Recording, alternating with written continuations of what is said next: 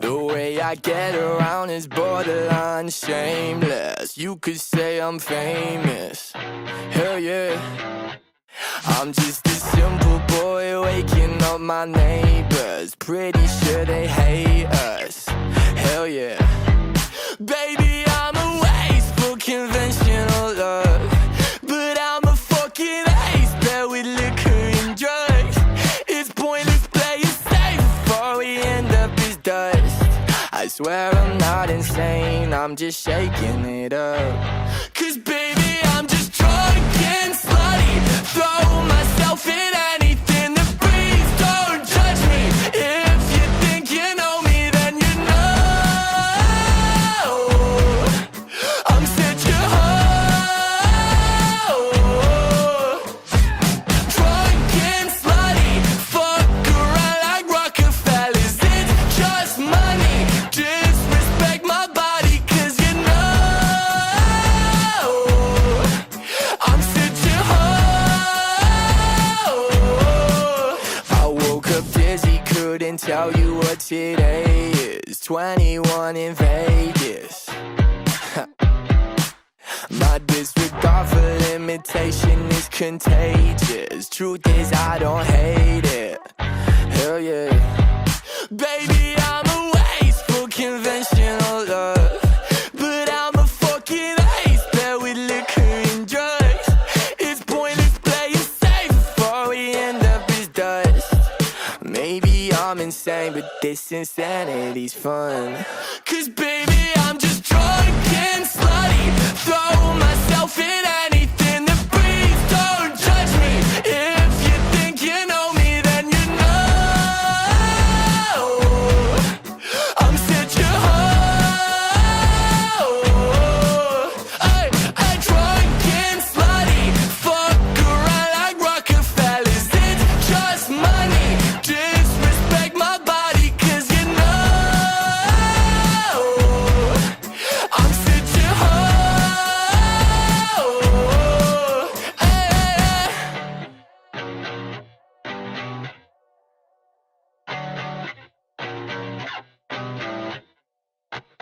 It's a little scary saying what you're thinking, digging up the buried feelings when you're drinking. But is it really scary if everybody's thinking it's too?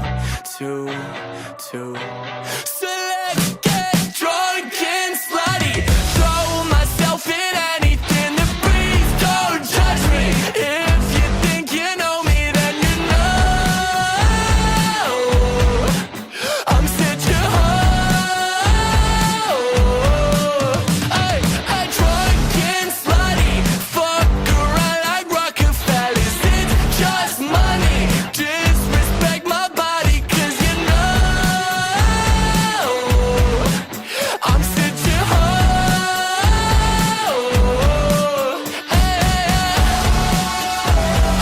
Drunk and slutty, yeah. Drunk and slutty, yeah. Drunk and slutty, yeah. Yeah.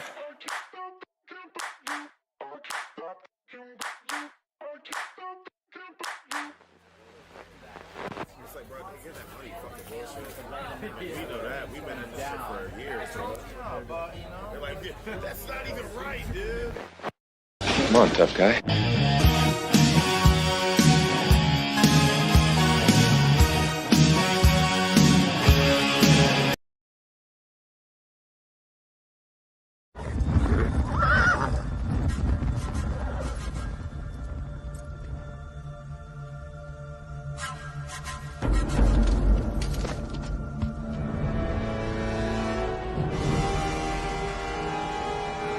Sons of Scotland, I am William Wallace, and I see a whole army of my countrymen, but they'll never take our freedom!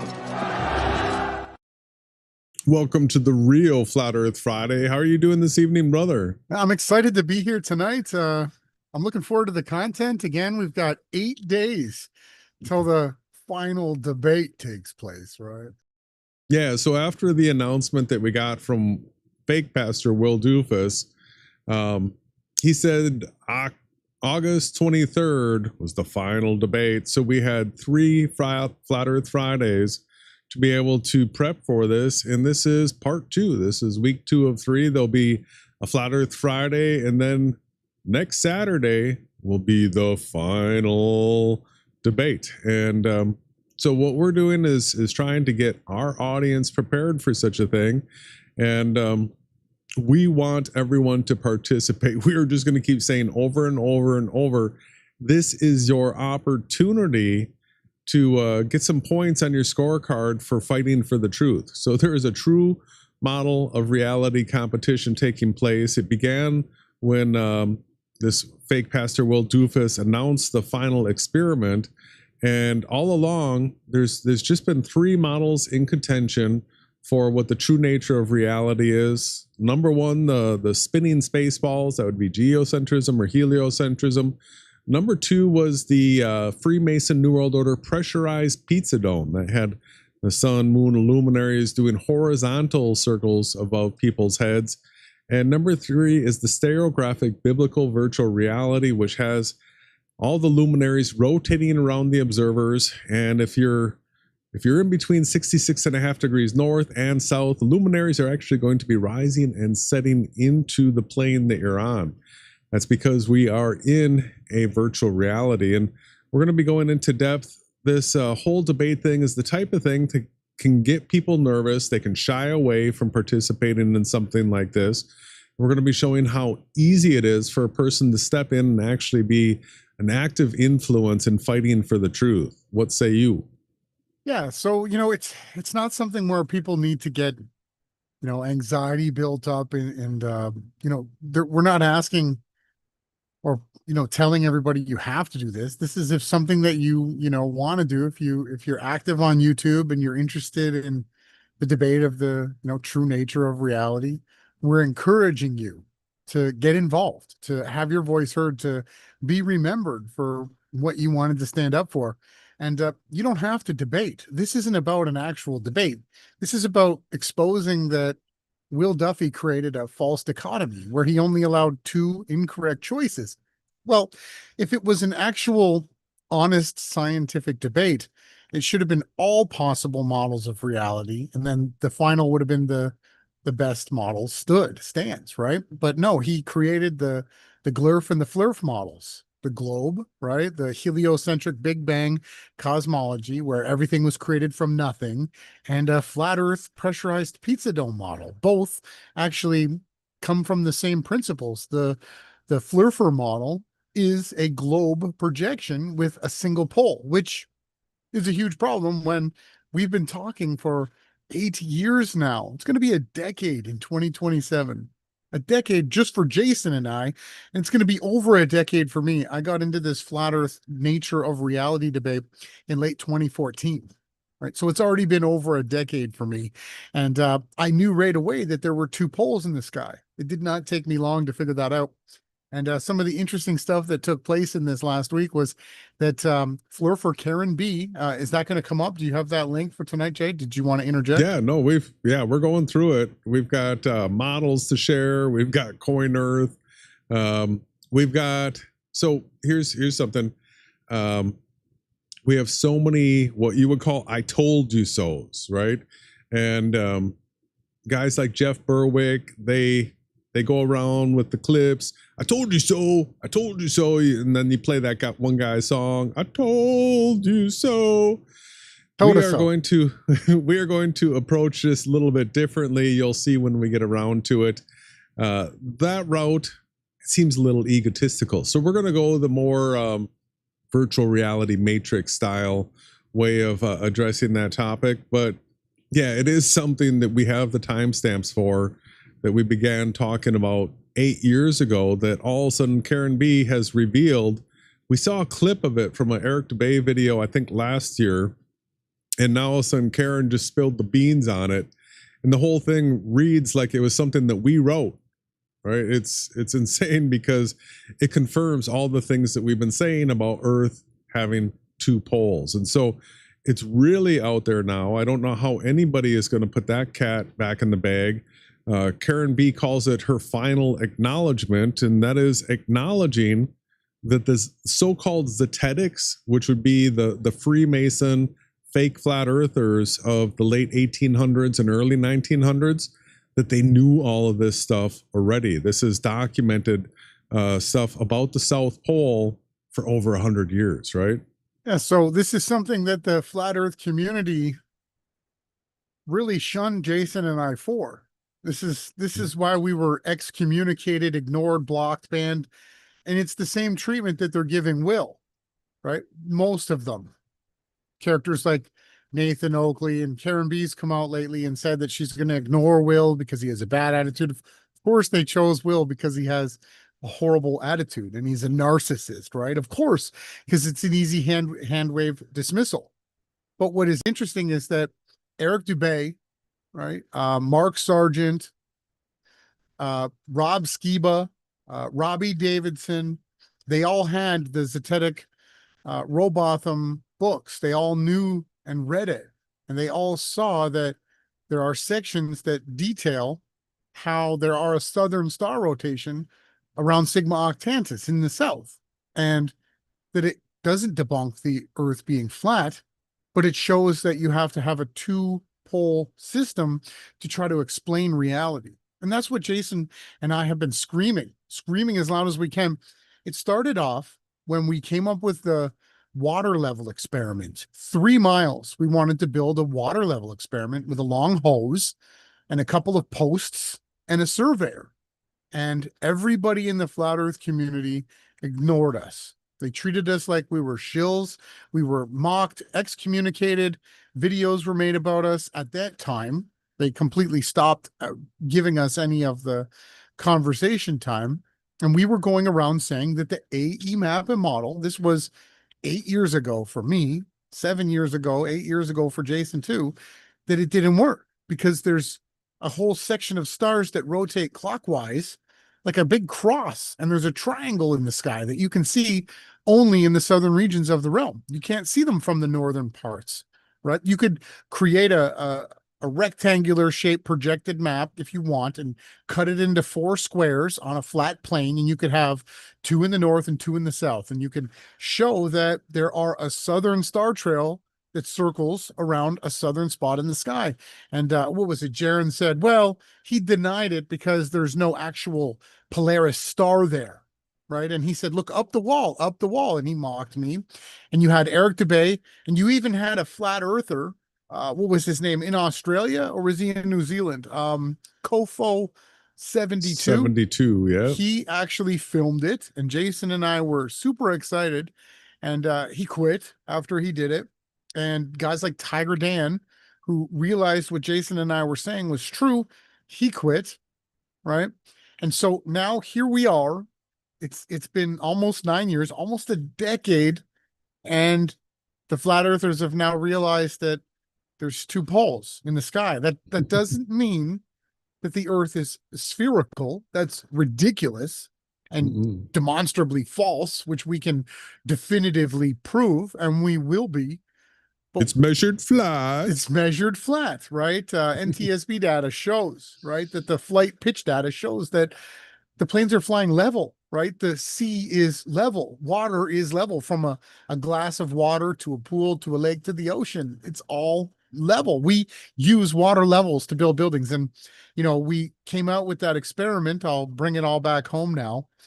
And the Glurfers came out and said, yeah, of course it's going to measure level and flat. They said, of course. And they said, that's only compared to the center of the sphere. So what they tried to do was invent a word called curvel, that it's level, but it's curving, right? Which is completely against the axiomatic principles of what a level is and does. Flat and curving, right? Yeah, you can't. It's a hypocritical statement, a hypochondriac. You can't have something that's level and curving at the same time. Now, parallel, this is the type of thing. So what I'm saying, and I'll bring it back home now, and we'll soon get into the content that Jason's got prepared for tonight, is that the debate should be about the true nature of reality, right? And one of the styles is the SBVR model, the one that we bring forth, that states that we're in a virtual reality created by the author of the Bible. right? That most people know as the Bible. We call them the Holy Scriptures, and there's hundreds of books that were kept out. And we actually have evidence that we've actually gone out and filmed and observed and tested and measured ourselves, just like Will and Jaron and Witsit went to Antarctica and verified our model. Right. So there's so many things that we want to get to. I'm really excited that Will Duffy has come forth. He's decided to create the false dichotomy, which only gave power to the fact that he needed to hide the virtual reality, because what you'll find is there's probably more people that believe that we're in a virtual reality than actually believe that the earth is flat. And when you bridge the two together and you bring in the scriptures and you can show how light was created before the sun and the moon, and that the earth is a flat plane that hangs upon nothing, that has waters that surround it, that feed in from the Garden of Eden and through earth and back out, you could find how miracles could take place, how reincarnation is real, all of these things, and how you could have an everlasting torture loop. All of these things are actually completely explainable when you start to understand that the nature of reality is actually more of a digital virtual one than it is an atomistic Big Bang cosmology. Absolutely. And so you brought us something, the normalization of the virtual reality. That is something big. There's going to be a lot of that happening tonight. But what do you say we get into this final acknowledgement from Karen B? Let's go. All right. So this was 10 years in the making, right? And all these fake flat earthers that read these Robotham type books, we called out early, we were able to realize that everything that was labeled zetetic astronomy was the fake Freemason, fake flat earthers. They lost the debate to the Globers back in the late 1800s, early 1900s. They went away back in 2014. They brought back their same old model, the one that's been pushed by the Flat Earth Society.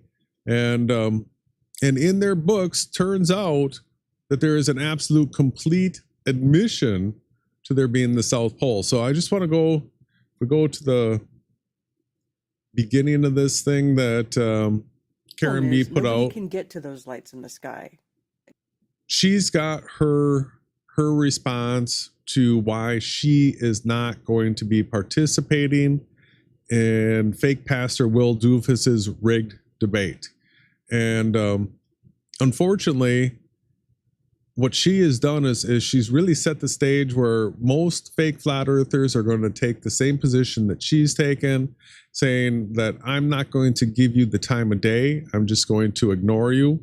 So we can see that there is a scripted goal to get people to not participate, because this is the true model of reality competition. They don't want you actually having a side. They want you to be a fence sitter. They want you to sit there passively and to have nothing on your scorecard for actually having participated in spiritual warfare, fighting for the truth about the nature of reality. So Karen schluffs this off, just saying that I don't need to debate you. I can just keep going and saying that Earth is flat, even though that she doesn't have a model that works at all. And so she goes from putting that type of a response together, which if you scroll down here, you actually see guys like Mark Surgeon, love you, Karen, never stop being such a great example. So they are trying to promote this idea of not participating. We are trying to promote the idea of participate, get on the record books for having fought for the truth. But then if we get into what she's reading, you get some of these diagrams like this, and what is there? There is an S. That is something that the entire fake flat earth, all of them, has denied this entire time. And what's worse is they put two circles next to each other. Where is that graphic again? They got the figure eight loop. You had it there. I think there's the cogwheel. I had it originally. There's a north over south. It's the one that. That's the This best is the you're gonna one get. that we saw shared by Eric Dubay. I think it came from this book as well. And so this is a long read that she went through. I mean, her response to the email is a short portion of the video. Then she reads a big section of the book where the entire thing is detailing the path of the sun south of the equator and how there is a South Pole. And keep in mind, this is the Zetetics. This is the pressurized pizza domers that are coming out here saying that, yeah, there's the counter rotation in the south as there is to the north. All the lines of latitude get shorter, right, until you get down to a pole. The seasons mirror each other, but inverted by 6 months. All of these things are completely addressed and admitted. The 24-hour sun, you name it, all of those things. She reads it out loud and calls it the final acknowledgement. Yeah. Right. Yeah. That And then right there would be, instead of an I told you so, what if I told you, what if I've already told you? All right. So we're the Matrix promoting guys. We say that Earth is a virtual reality. And instead of saying I told you so, we're just going to say, what if I told you what I've already told you? Right? Because this is literally what we've been saying for the last 8 years. yeah, well, and we can actually offer more. So the Book of Enoch actually details how this works much more precisely. The model that the Zetetics came up with was the best that they could understand. They were explaining that if you were to get 90 south, that you would have the sun circling clockwise around the observer, right? And if you went 90 north, you would have the sun also circling counterclockwise around an observer. So they do have some understanding of what was taking place, but they were limited in their ability to understand reality at the time. They were still debating on what the ether was and what gravity was, and there was so much that was still left out to be discussed. They did the best that they could at the time, and they did finally, admit that this is what was taking place. And then what Robotham said was to not talk about it, was to, brush it under the rug, take things back to the easily winnable arguments like that Earth is measurably flat, right? And the principles and axiomatic properties of water and the way that the sky moves and not the Earth. And these were the things that the Zetetics stuck with. So I still think it's great that Karen read this. I would have liked a little bit more out of her, acknowledging what she thinks. Now, in the comment section below, I know YD is in there. There were some other comments where she's admitted that she believes that there's 3 poles. What she's actually trying to say is if you have a certain type of stereographic projection, you can have 1 pole in the north and then you can have 2 half poles at the bottom south sections of the actual projection. And she's calling them 3, which was a shield tactic that Red's rhetoric tried to use. And we were trying to explain to him, if you have 1 pole in the north and you have 2 half poles in the south, that actually still only equals 2 poles. There's not 1 north and 2 souths. It's ridiculous. So what Karen does is what she's always done, shill. She's been an absolute shill. It's demonstrable, and it's sad because we have been the entire time trying to share this truth with her because that's what we care about. And she was nothing but rude, ridiculed us, mocked us, never gave us the time of the day, excommunicated us from the community for actually bringing up what she's now sharing with her followers that she's been lying to for the past decade about these topics. And the funny thing is that she said that when she started Flat Earth, she researched the sky, and everything that she found about the sky proved to her that it was a sphere, is what she actually says. It's some of the craziest, the Earth is a sphere, the sky, right? And it's some of the craziest stuff we've ever seen, we've ever heard. It's so shilly. And I'm still glad that she's finally come out and shared with the world that there are 2 poles in the sky. And that's great. I give her a round of applause. It's only been a decade, and keep going. Don't quit. Don't ignore Will. Go on his podcast and stand up for yourself. He called you out. Why would you cower? Why would you hide? Go there, Karen. Get in his face. Be strong. Be the woman who you are and tell him everything you feel to his face. You don't need to just make a acknowledgement video. Go there and stand up and tell him how you feel. Show the world who you are. All right. To Karen, what if I told you what I've already told you? Yeah. All right. So we were on to this. We understand this North Pole and South Pole. In fact, we did a podcast about this. This was July 26th of 2024, over a year ago. And so this is a YouTube video regarding the best quality two-dimensional maps. And listen what this guy has to say here. Here we go. Drum roll, But please. in their paper, the scientists create two different maps. One, a slightly improved version with a score Winkle slightly triple. less than 4.5, Yep. and one with a score of 0.8. In other words, the most 0.8. accurate 2D map of the planet. Most accurate 2D map of the planet, he says. Wow. What do you think it's going to be, everybody? Are you excited? Everybody on the edge of their seats? But it's not exactly what you probably think it looks like, because the actual map Oh, what do we got here? What do we? There it is. What do we got here? So, Winkle triple. so here we have an AE like the Gleasons, but look at Yeah. the equator is right here. So there's no Antarctic. There's no Antarctic wall here. There. No. map is basically There it is. So okay, so it's like a Morpheus strip reality where you actually now have two poles. Yep. You have an underside of the map where the lines of longitude actually terminate back to a point, Mm-hmm. There's your South Pole.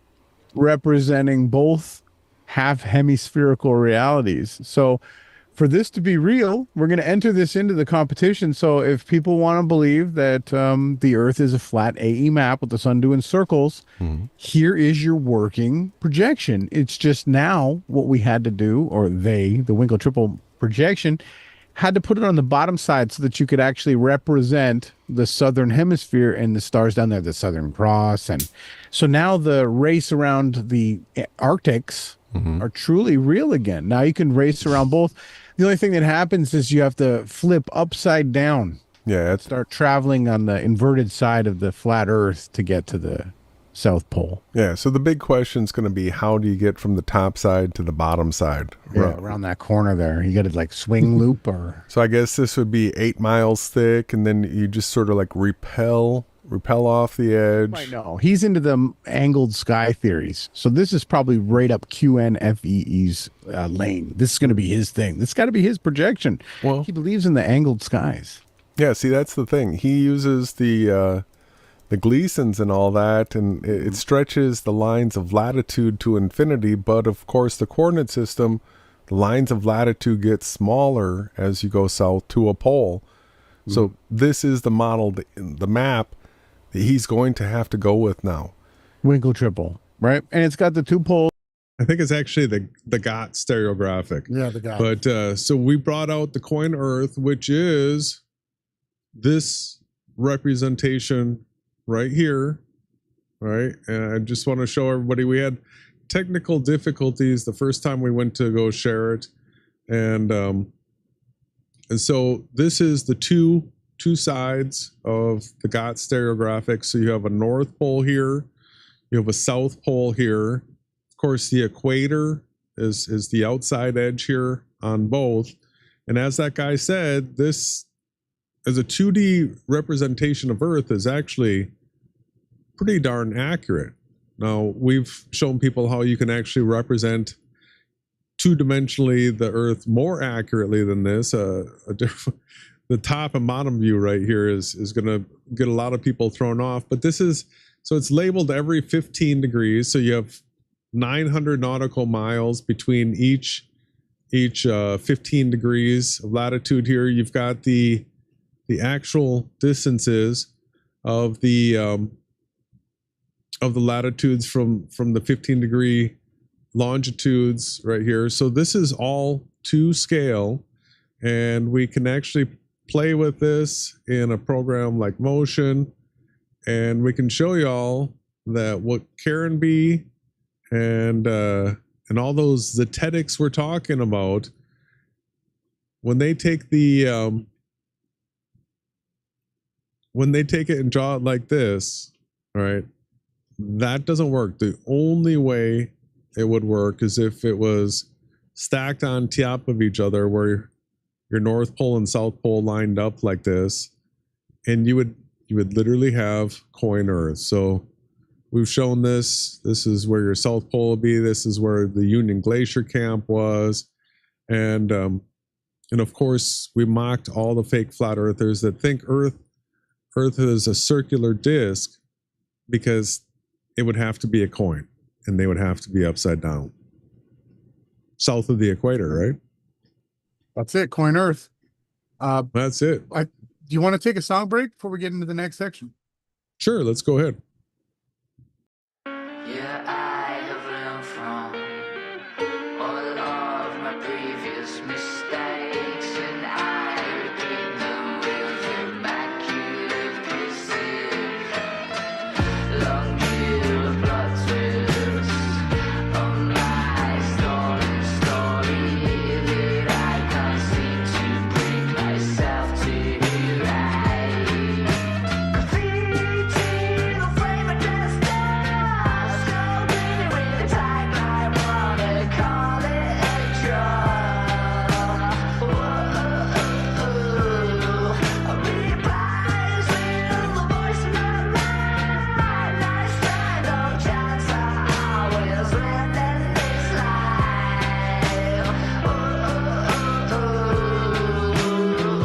Decision making, it feels like a big house of cards that I've constructed on a burning moving speedboat. Trip up like a big bomb, a tremor wearing high heels. It feels more comfortable when we are falling. If modern life's a joke, design make me the punchline. At least it makes your parents laugh. Graffiti, the frame of destiny, scoping with the tagline, wanna call it a draw. Reprise with the voice of my mind. Nice try, no chance, I always land in this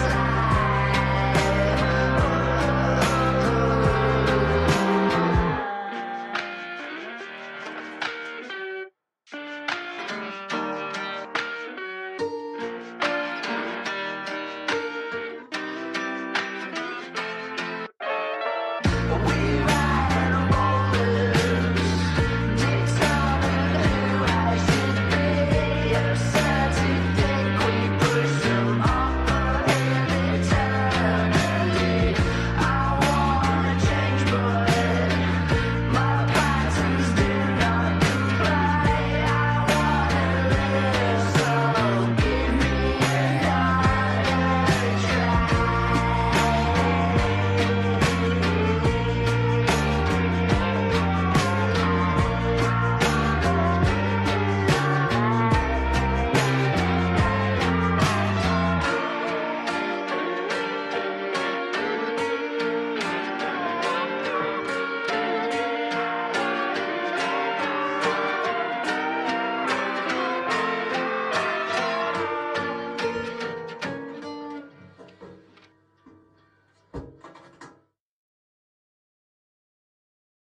We are back. There is an important clip that I don't want lost. And so that clip comes from the interview that Sean G did with fake Pastor Will Doofus. And it's at the 33 minute second mark. So let's go ahead and check this out.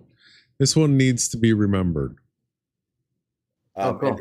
In one of your statements, you were talking about, in one of the videos, you were talking primarily about what flat Earth has done to your or what flat Earth can do to your congregation.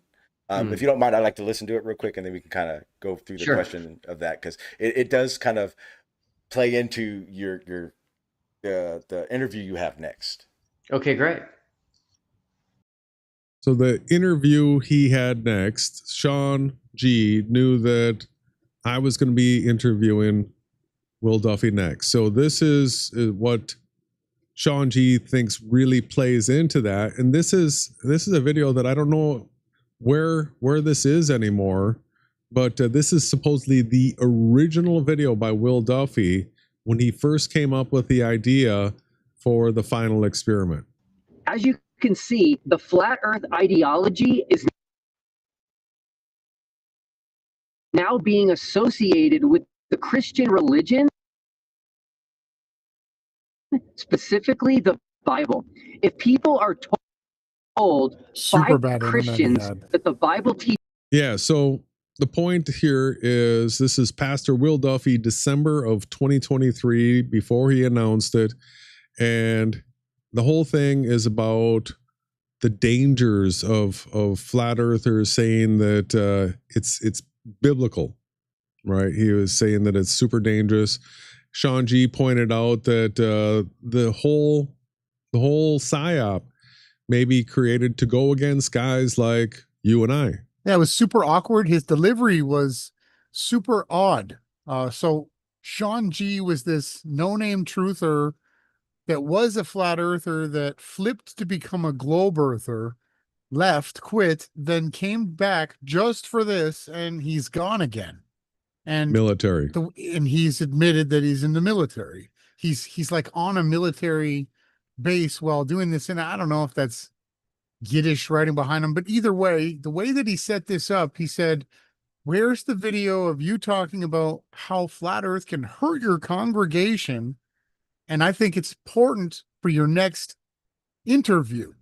And he says all this to Will, and then they roll the clip. For me, it's just really odd, really odd. I'll let you, the viewer, decide what kind of situation was being set up here. Also, notice that the pressurized pizza dome, this one's flying in outer space, and the glurf. Why, if the earth is a globe, are we looking at a cartoon, right? Mm-hmm. You've got the false dichotomy here, the stage straw man versus the glurf model. Absolutely. Now, one of the things that we want to do is we're keeping track of all the crazy censorship that's taking place against hashtag Team Yahawashai. That's everybody that supports the SBVR model, 10 fundamental truths, things like that. And so we did get this update video from Will this last week, and it was about a charity drive. And we're going to go take a look at that charity. I want to point out, it looks like I have a comment published here, right? It says 5 days ago. Can't see mine though. It looks like it. I'm logged into Awake Souls, and it's got 9 thumbs up and 2 replies. But what I want to show everybody now is if you are in spiritual warfare and you are commenting, what you need to do is you put your comments in, then you go open an incognito window, and you drop the link for the video, and you go there. And so now together we are bringing. Now I am not signed in, right? And so it's not connected to the Awake Souls count. And so now if we scroll through this, I want everybody that has commented on this video to look to see if their comment is showing up here. And I think most of you are going to find out that it's not. There might be a few, but so I'm scrolling, not logged into YouTube now, and pay attention. Look for your comments, people.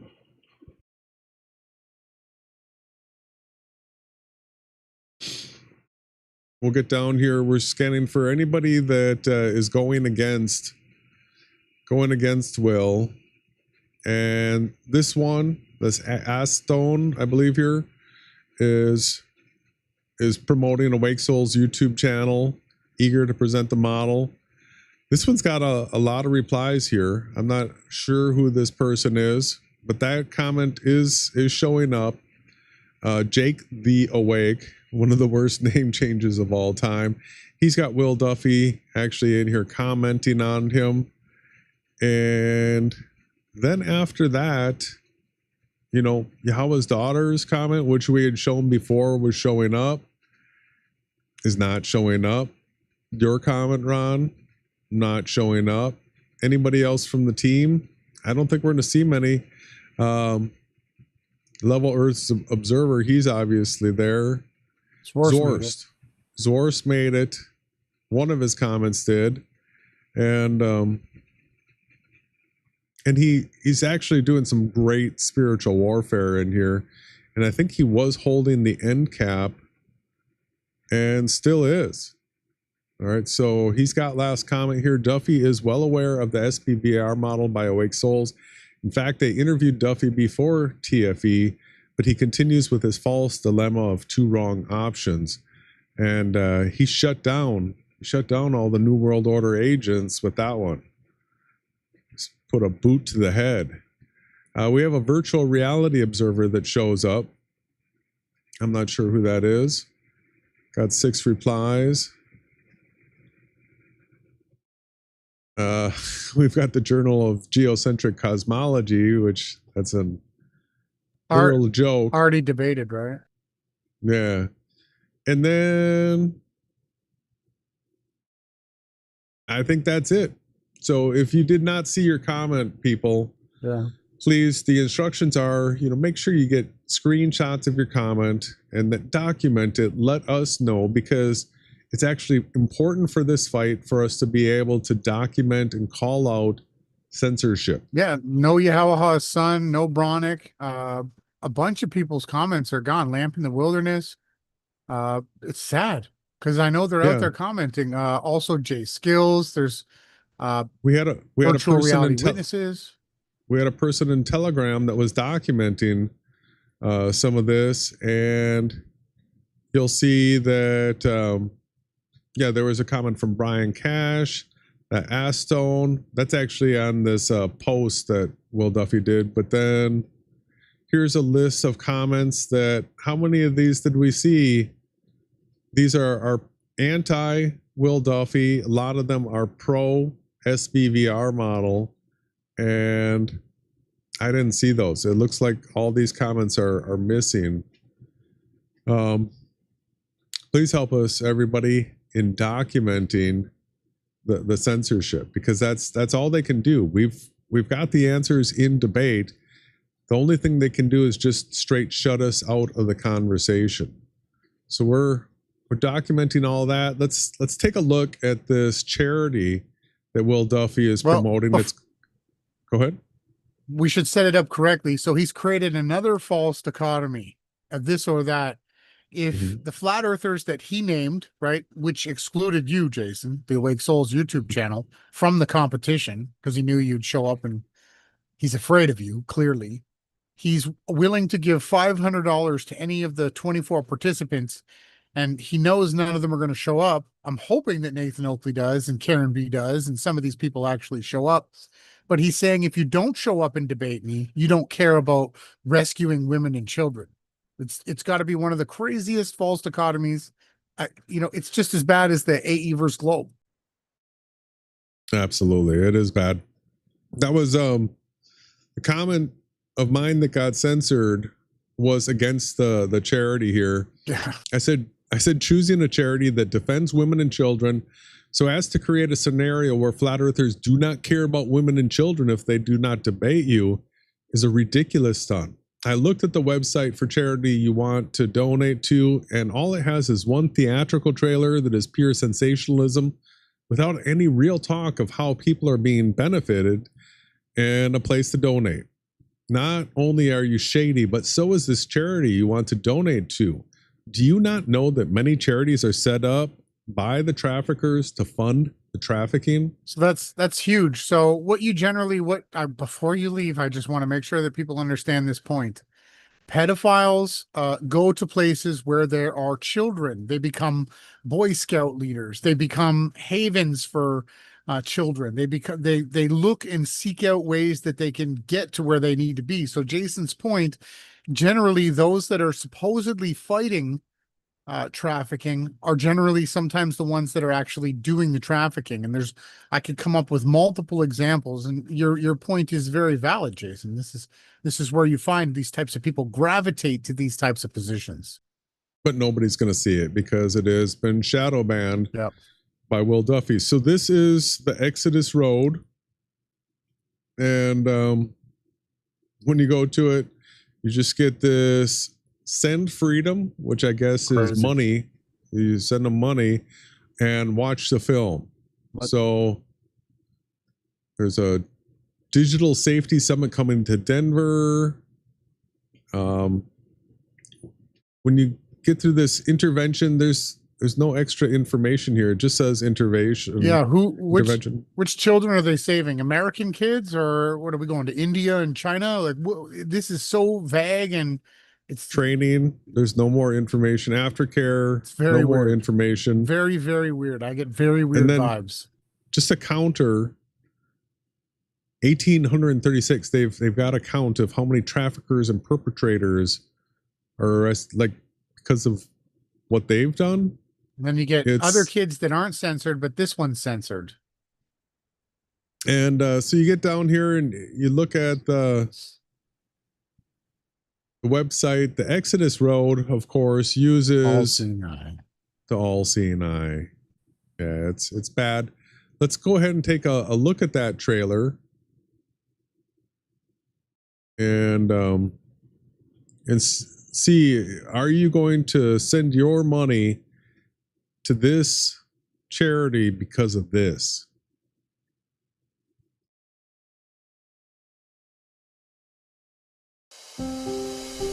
I have a name.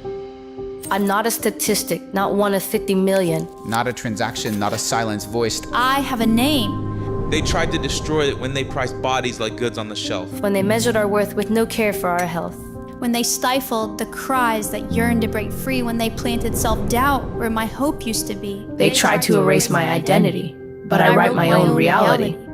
I have a name. That outlasted captivity, that survived the hostility. I have a name that held fast when everything else was taken away. That walked through flames and used in the forge an identity no force on earth can burn away. I speak it now. My name is freedom. Not freedom as a hollow boast that serves the few. It just keeps going on like this. Super satanic. I don't know. I have about a name. You guys. My name is sounds freedom. Like, yeah, this is really creepy. Really creepy. Sorry, I'm not buying any of this. This is what he's promoting. Wow. There's no substance to it. Like, how does this help people? No, I have a name. My name is freedom. That's just gibberish. Poems and the way that they're using it, it's just super, super weird. It doesn't show we're going into these places in the earth and rescuing nothing. I have a name. I mean, what is it? Is it Legion? What is this we're dealing with? Yeah, it's bad. I mean, that's all there is. And then a donate button. And so I don't trust it whatsoever.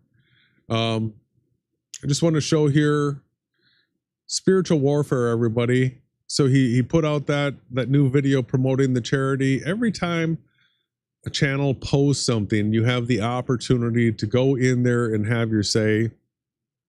When he puts posts up, go in there, leave your comment. Even if it gets deleted, if you go in there and look at the comments on this post from Will Duffy and you don't see my comment, now all of a sudden you have some evidence that this is censorship. It's being hidden. Go in there and try to have your say. And if it's hidden as well, you got to let us know so that we can call this out and show that their only path is censorship.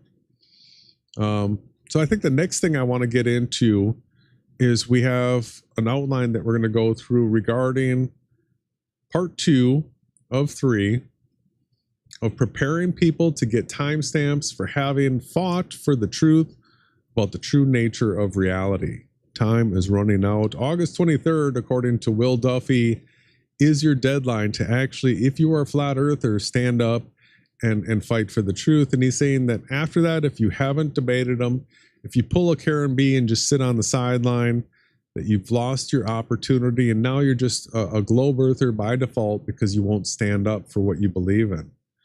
And so from the beginning, we have these 4 main goals. We're going to re-emphasize them right here. Number 1 was to expose the false dichotomy as a deliberate psyop. Number 2, mobilize our audience to demand for debate, fair debate terms.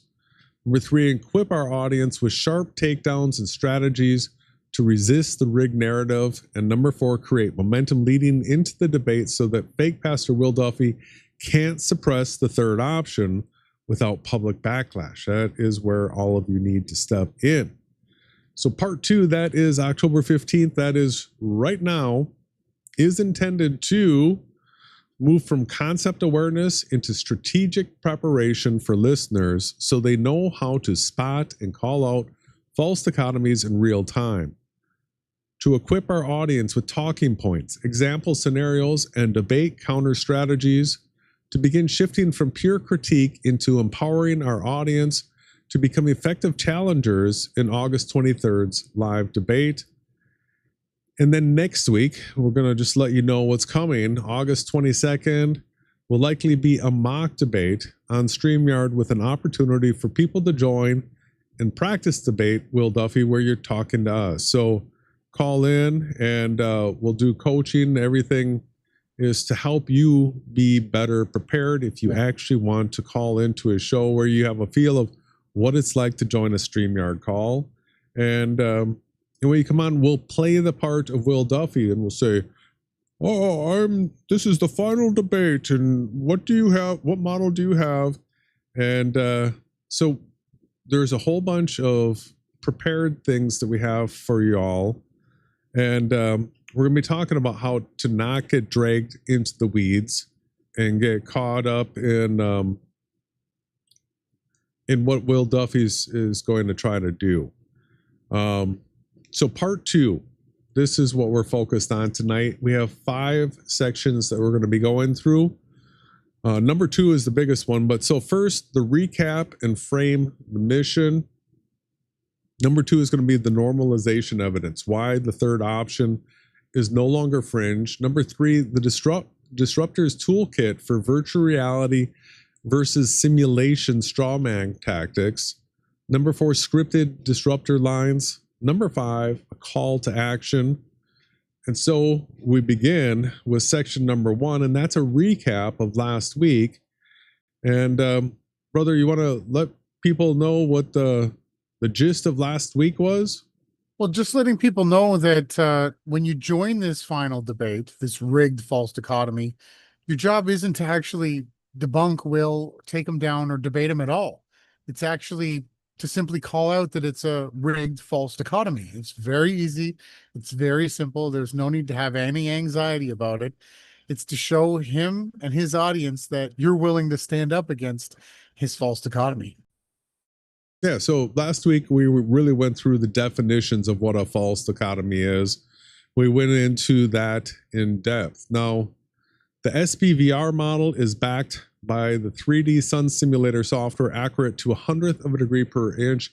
This isn't sci-fi fantasy. It's a serious model with actual azimuth and altitude data for all the luminaries, accurate to 100th of a degree per second anywhere on Earth, any day of the year. And I just want to show everybody, this is what you have behind you when you are talking about the stereographic biblical virtual reality.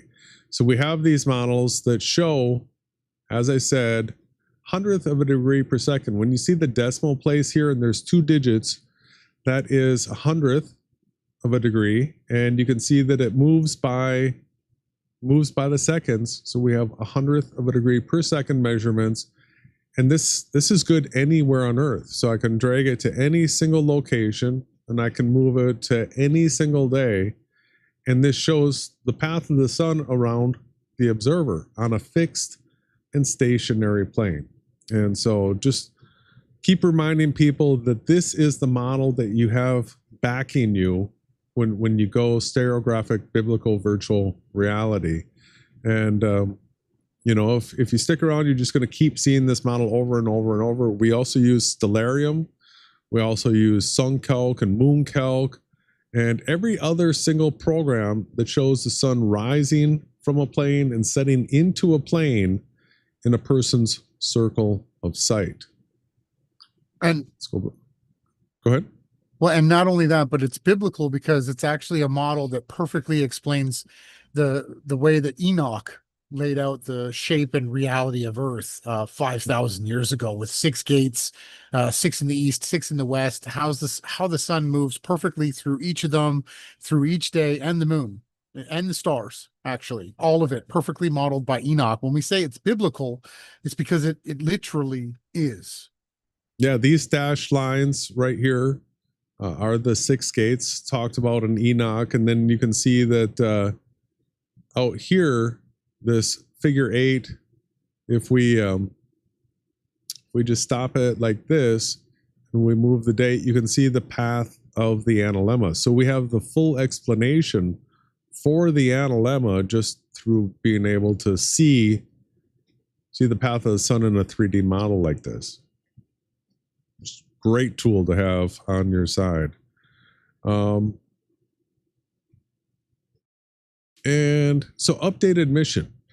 As we go along here, last week we gave out 25 like ready to go comments for dropping in chats and comment sections, stuff like that. And, you know, we're constantly getting the pulse from people as to how these things are working and what strategies people think are going to work best for approaching this. And so we have an updated mission that we would like to share with everybody. And that is, we are not trying to win inside a rigged game. We are making the game itself impossible to continue without acknowledging the third option. So we're going to keep saying to people, you don't have to go in and debate Will Duffy yourself. You just need to stop and demand that the third option be addressed, right? It's very, very, very important that you do not, I repeat, you do not debate the SBVR model against Will. That's not the time and place. That needs to be a moderated, set up debate between Jason and I. If you get sucked into that, he's going to try to ridicule and mock you and us, right? That's what his goal will be to. The goal is to show up, to let him know that you don't agree with his false dichotomy, that it's a rigged debate, and that there is a third option to reality. And that's it. That is it. That is the mission. That is the victory. That is the win. Having him acknowledge it, and his audience is already starting to see it in the comment section. So the work that people are doing out there, we are grateful, and it is happening. I want to repeat it again. You are not going there to have a debate between the globe glyph model and the stereographic biblical virtual reality. That's not the time and place. He set up a final debate without any moderators, without any time frame, without any. This is not the place to have the debate. It's your opportunity to join and let him know that he doesn't have a debate because it's rigged. He set up a false dichotomy with a straw man pressurized pizza dome. Now, we're going to continue to get into this, but I'll repeat it a third time and I'll stop. We are not asking our viewers to go there and get into a super debate about, is the earth flat? Is the earth round? Is it virtual? How do you explain the where does the sun go? Seasons on your model, right? Yeah, where does the sun go when it gets to the top or the left or the right side of your flat map? He's going to try to suck you into all these things, and he's going to call you Pac-Man. He's going to say stuff like, you don't even know what water is. Water doesn't even exist, right? In your simulation, Pac-Man model. You are not there to debate him. Okay. He's got clever, prepared situations that he wants to impose onto us and our team. And you're not going to allow him to have any of that.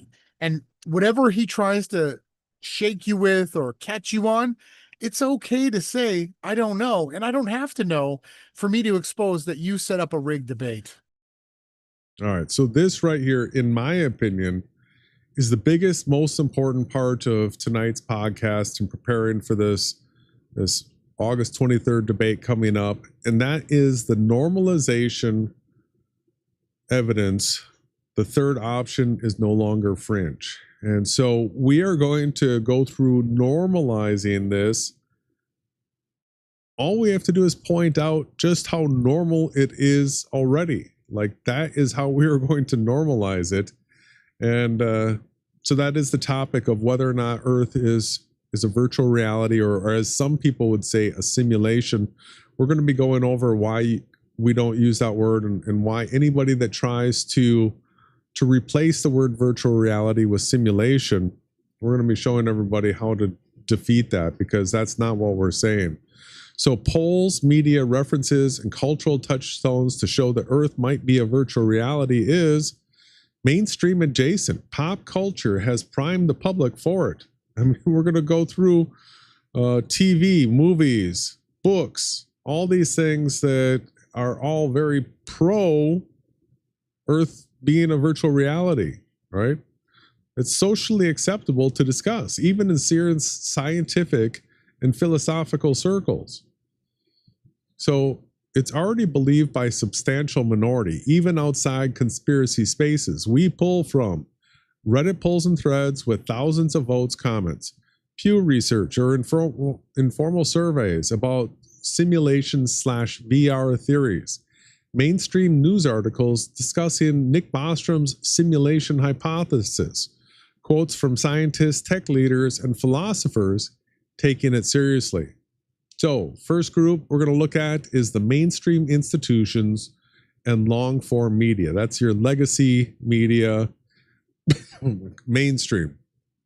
So, point number one, the American Museum of Natural History devoted its 2016 Isaac Asimov memorial debate to Is the Universe a Simulation? With Neil deGrasse Tyson, David Chalmers, Lisa Randall, Zohar Ringel, and Max Tegmark, i.e. blue chip science voices treating it seriously. Scientific American has run multiple pieces that take the question seriously, including a 2016 explainer and a 2020 analysis arguing the odds are roughly 50-50. Even a tongue-in-cheek 2021 April Fool's post shows how culturally familiar the idea is to their audience. That's Scientific American. The New Yorker has covered the simulation question thoughtfully, not as clickbait, walking readers through Bostrom's logic and the debate among philosophers and technologists. That's from the New Yorker. The Guardian published a primer in 2016 framing why notable scientists and technologists consider it plausible, quoting NASA JPL's Rich Turrell. The Guardian. So the academic footprint, this isn't just pop culture. Nick Bostrom's 2003 paper, Are You Living in a Computer Simulation, is a mainstream philosophy reference hosted by Oxford and OUP with thousands of scholarly citations and ongoing academic replies. This is the canonical starting point and proves the topic sits inside respectable philosophy journals, Oxford University Research Archive, Oxford Academic, Google Scholar. Follow-on academic debate includes testing proposals, critiques, and refinements. These show the hypothesis is discussed in peer-reviewed venues, not just podcasts. That's from the ACM Digital Library. So big platform, conversations, and public intellectuals. Here's some names that y'all should recognize. Neil deGrasse Tyson has repeatedly said the odds could be substantial. The AM-NH debate helped normalize this for a broad audience. That was quoted in Built-In. Lex Friedman's podcast hosts recurring simulation episodes. Roman Yaplowski, we are definitely living in a simulation, reaching a massive general audience and making simulation talk routine alongside AI and physics. YouTube. Vanity Fair documented how the idea became a reoccurring conversation in Silicon Valley, tracing its lineage to Bostrom and noting sustained interest from high-profile tech leaders. Vanity Fair. High engagement, public forums, the signal from the crowd. So Hacker News ran a front-page poll, do you think we live in a simulation, with 14,000 votes? A near split 45% yes, 55% no shows the question isn't fringe among the technically literate audience. Hacker News. Reddit hosts ongoing debates across Change My Mind, Ask Philosophy, years of high comment threads arguing both sides. We live in a simulation. Probability of the simulation hypothesis. Can we debunk it? This persistent churn demonstrates the idea's normalization as a discussable position, not a taboo. Reddit. Topic-specific communities. That's like simulation theory. Routinely cross-post mainstream coverage. That is from Popular Mechanics. Again, indicating that major outlets feed the ongoing public conversation. Why this helps? Our third option, framing. So institutional legitimacy. That is Oxford, Scientific American, New Yorker, all these establishment venues, they're all talking about it. Ongoing academic back and forth, the precedence of critiques and how to test it. Papers is exactly what you see for respectable hypotheses. Mass audience familiarity, podcast, tech press, and giant forum threads mean a general audience won't find the premise alien. They've heard it enough to have an opinion. YouTube, Vanity Fair, and Hacker News. So that right there is a fair amount of evidence, right? That it's popular. It exists. Like, people know about it. And so I just want to bring up a few things. If you type, is Earth a simulation or a virtual reality? This is what you get. Earth.com. Are we living in a computer simulation? Built in. What is simulation theory? Wired. Earth.com. Popular Mechanics. Scientific American. Like, it's everywhere. MIT Physics. Physics.org. NBC News. Elon Musk. So how is it that Will Duffy can act like we're so fringe that nobody's ever even heard or thought of the Earth might be a virtual reality?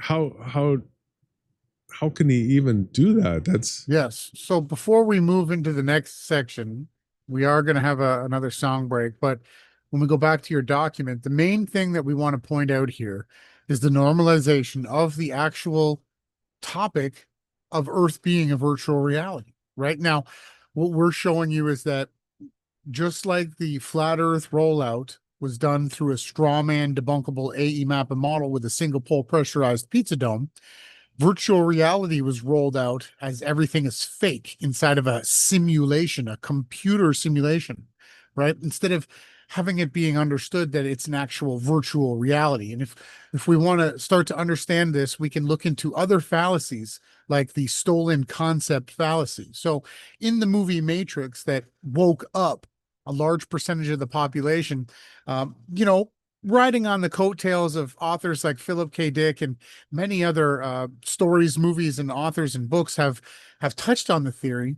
But the stolen concept of the virtual reality was that inside of a pod, humans were being farmed inside of a virtual reality. And that's what Neo woke up from, into a base reality. Now, that's not a simulation. That's an actual virtual world. Very much like what Meta has created here in this reality in 2025. What we're explaining is that it's a much more advanced creation that the creator of this reality and the reality that's in the base world, actually, we've been put into this virtual realm, and we can prove all this. And what we need everybody to understand is they've created the straw man term simulation.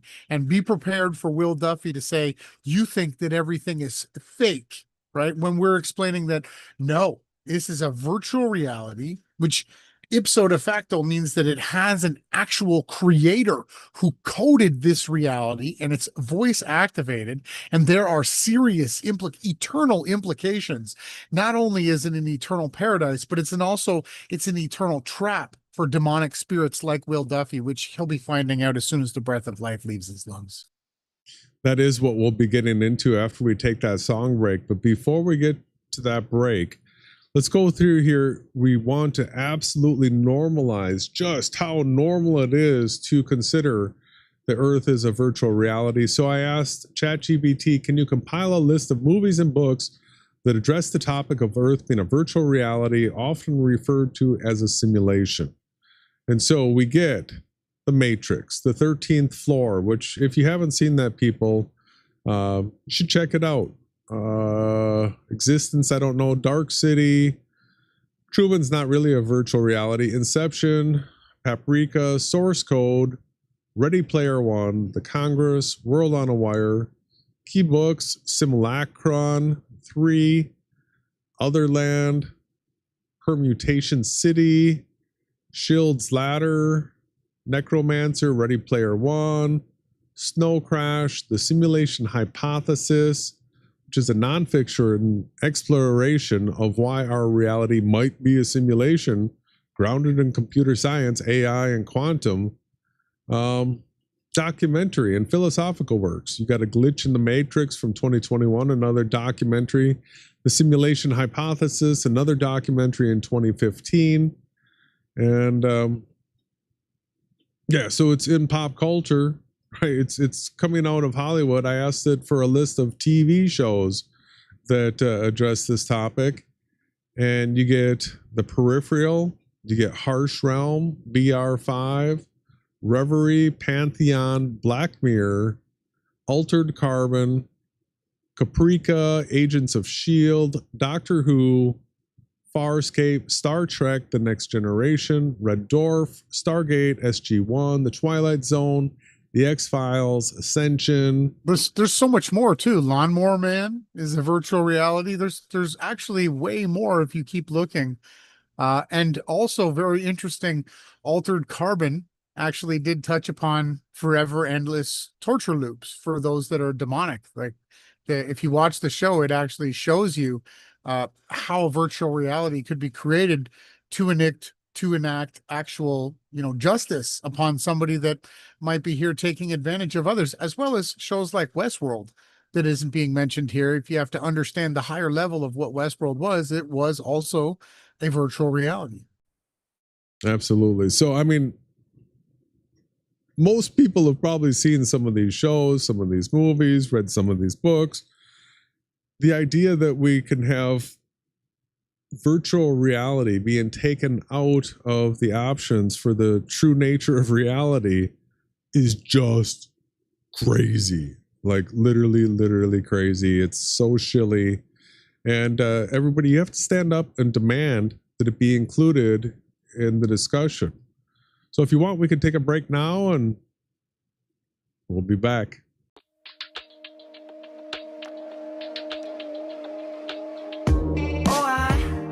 Drive slow and you're next to me just for some more time. We could do a couple laps, we can miss your driveway.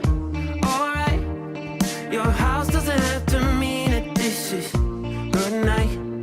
When my friends all ask how the night went, I'll say I don't ever wanna calm down. I don't ever wanna calm down, not right now. No, my heart don't spin when you're not around. I don't ever wanna calm down. I don't ever wanna calm down.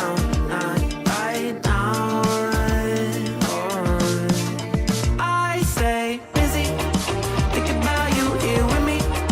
Please don't mind, I'm a little preoccupied. And anybody else around, I could turn the whole world out.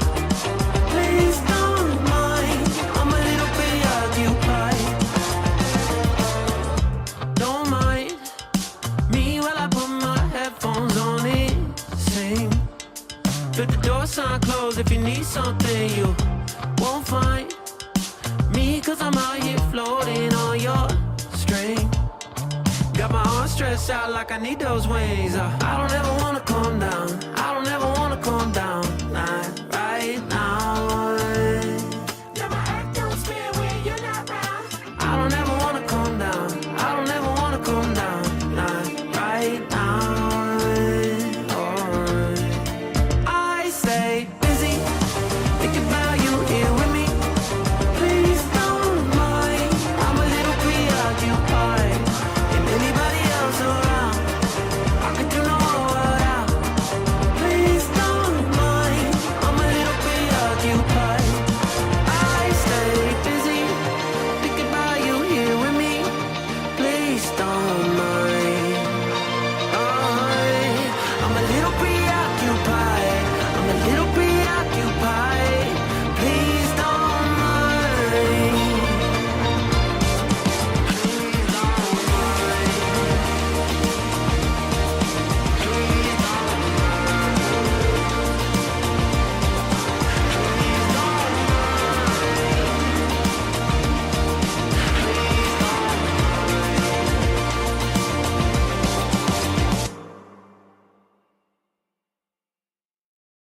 We are back at section number 3, and this is going to be a great section. We have got 25 live chat comments. These can be used as regular comments and videos as well.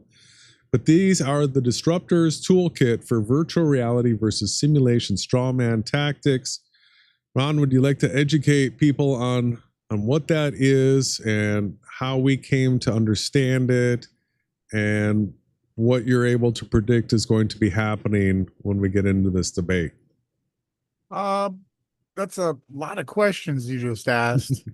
But the toolkit for virtual reality versus simulation strawman tactics is that we need people to understand that what Will is going to do, the only play that he has is to say that you guys think everything is fake and that you're in a simulation or a video game. And he's going to hand wave dismiss it. He's going to say, I don't have time for that. What you need to understand is the word simulation itself was rolled out, again, like the pressurized pizza dome, to hide the fact that you're in a virtual reality. And you'll have hints of actual truth being put out by characters like Elon Musk, because to actually have followers, you do have to have a level of truth. And he'll state that this isn't base reality. Well, if you're not in base reality, that must ipso de facto mean that you are being projected virtual reality wise into another reality. And so the straw man is that you cannot say that we live in a simulation. Now, Jason and I, when I met Jason, and we both already knew that the Earth wasn't a pressurized pizza dome, he brought to my attention, have you ever thought that this might be a simulation? This was what we thought was the best word. We had hashtag simulation nation realization. We were the ones going around. I had t-shirts made with the word simulation in it.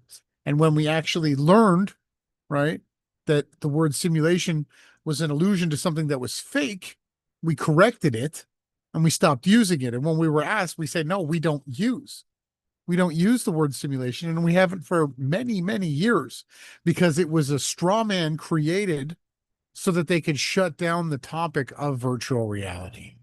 See, the reason why we originally used the word simulation is because it is what Elon Musk was calling it. It is what Neil deGrasse Tyson was calling it. And you got to understand that those people are not actually saying the Earth is a simulation. They are saying, as we are, just as well, that Earth is a virtual reality. Elon Musk quote, I think I have, where is Elon's quote? Here. What is the exact quote Elon Musk used? So he says, if you assume any rate of improvement at all, games will eventually be indistinguishable from reality. We're most likely in a simulation, but then he elaborates on this by citing the rapid advancement of video games from simple forms like Pong to photorealistic 3D simulations. Musk believes this progression suggests the probability of us existing in base reality is extremely low, possibly 1 in billions. So the moment you introduce the word base reality, you're referring to a virtual reality, not a simulation. Stolen concept fallacy. Yeah, so everybody remember that. Well, let's take a look at this definition that we get from Google AI. What's the difference between a virtual reality and a simulation? So virtual reality and simulation involve creating and interacting with artificial environments, but they differ in their primary purpose and the level of immersion that they offer. So the simulations are like weather simulations and things like that, where every single part of the program is automated. It is AI driven. It is a bot. It doesn't have any human interaction in it. It is a computer simulation. And see, that's what everybody tries to straw man us with, is the idea that, oh, everything's just simulated. Nothing's real. What is that? Solipsism, I believe they call it, where you deny like all existence. And so the big difference is, in a virtual reality, it's computer generated, simulated, but users can experience and interact with in an immersive way. The key aspect of a VR is its focus on creating a sense of presence, making the user feel that they're actually in the virtual world. Technology VR typically utilizes special hardware like headsets, motion controllers, all those types of things. The immersion level has to do with the amount of sensors that you have. And so there's a huge difference between just saying something's a simulation and saying something's a virtual reality. And we're being very explicit about it being a virtual reality. And what we're going to come against is we're going to come against a whole lot of people that the moment we say virtual reality, they're going to switch it and they're going to say, oh, you believe Earth's a simulation and nothing's real. All right. So this is to prepare you for that.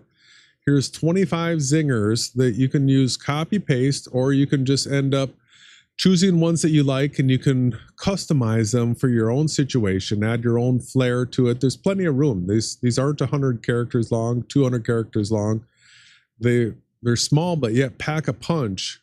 And so let's go through these. I want everybody, once we get through this list of 25, please tell us which one you think is the one that you're going to want to use going forward. So number one, stop straw manning. Virtual reality is not equal to nothing is real. So the nice thing about copy and paste comments is when you have these symbols where we wouldn't know how to type it on our keyboard, copy and paste, it's going to be there for you. It looks cool too. So number two, Earth VR equals real experience, real system, not a fake dream. 3, you can touch VR objects. That's real in the system. Simulation equals practice run. VR equals actual environment. Big difference. 5, words matter. We say virtual reality, not simulation. 6, VR is tech we have now. Don't pretend it's imaginary. Simulation is your word, not ours. VR can be fixed, stationary, and 100% real to its inhabitants. Earth VR is real-time, real interaction. We're not claiming pixels equals fantasy. They're a part of reality's design. VR equals structured reality. Simulation equals hypothetical. Learn the difference. No one here said nothing is real. That's your straw man. Virtual reality equals real experiences in a designed framework. You're twisting definitions to avoid the actual argument. Modern VR exists. Claiming VR isn't real is absurd in 2025. Earth VR is like VR headsets, but for life, 100% real interactions. We experience VR through avatars in a real created system. Simulation is a training tool. VR is a lived environment. This isn't the Matrix fantasy. This is a functioning VR reality. Earth VR, not spinning, not SPACEBALL, not fake, but real and fixed. Using simulation as a smear tactic doesn't change the facts. VR tech proves VR can be real, so stop dodging. You can't debunk VR by redefining it into your own straw man. Earth VR equals creator-made, real-time, interactive reality. And if VR is not real, then explain today's VR headsets and worlds. Like companies like Meta, right? So hopefully we have some people that were paying attention, and at least one of those jumped out at you and might be a pattern that you use in the future for responding to somebody that somehow takes what you're trying to say about a virtual reality and tries to invert it into a simulation that they say is not real. And we'll put those in a pinned comment in the video. Did you put the other 25 in a pinned comment in the other hangout? Yeah. Okay, great. Yeah, those are there. Make sure you readily get to this information, everybody. It's free. It's for you to use. Yeah, we're not done. I think we actually have 60 comments that are going to end up in a pin, and I'll also publish this whole script again as well. This is a PDF that you can have the entire outline for what we're going through tonight. So we remember we had 5 sections. We're at section 4. These are scripted disruptor lines. Now these are like the comments that we had last week. The section 3 that we just went through, that's for defeating people that try to interject the word simulation. Now this is just regular disruptor lines having to do with this rigged debate coming up August 23rd. So these are preloaded phrases they can use during the debate's Q&A or chat engagement. Why are we pretending there are only 2 models when polls show X% of people consider a VR possibility? So we went through a bunch of headlines. Let me toss this one up here quick. This is one of the biggest results. So this is on Hacker News. Why do half of internet users think we're living in a simulation? That was published November 27, 23. My question is inspired by an internet poll when it appeared on Hacker News 2 years ago. 45% voted that yes, we're living in a simulation, of 14,461 votes at the time. When I checked back just now, about half, 51%, still voted yes, but now at 4,111,498 votes.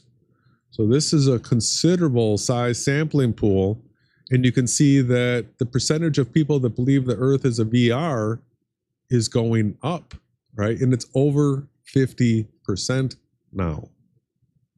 So this is the normalization of the fact that people consider it possible Earth's a VR.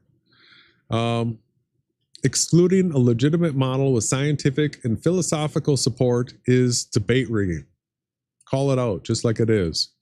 This is like arguing Coke versus Pepsi while refusing to admit water exists.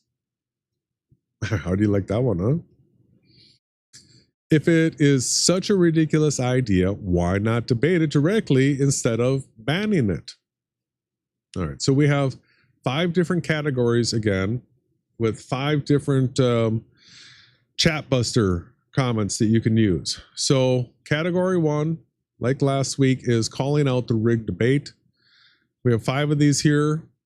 1, this isn't a debate. It's flat versus globe puppet show with the real challenger banned. 2, when you erase a serious third option before the debate starts, you've already lost credibility. 3, a fair debate allows all valid models. Where is the virtual reality Earth? 4, if you can't handle the third option, maybe you're afraid it could win.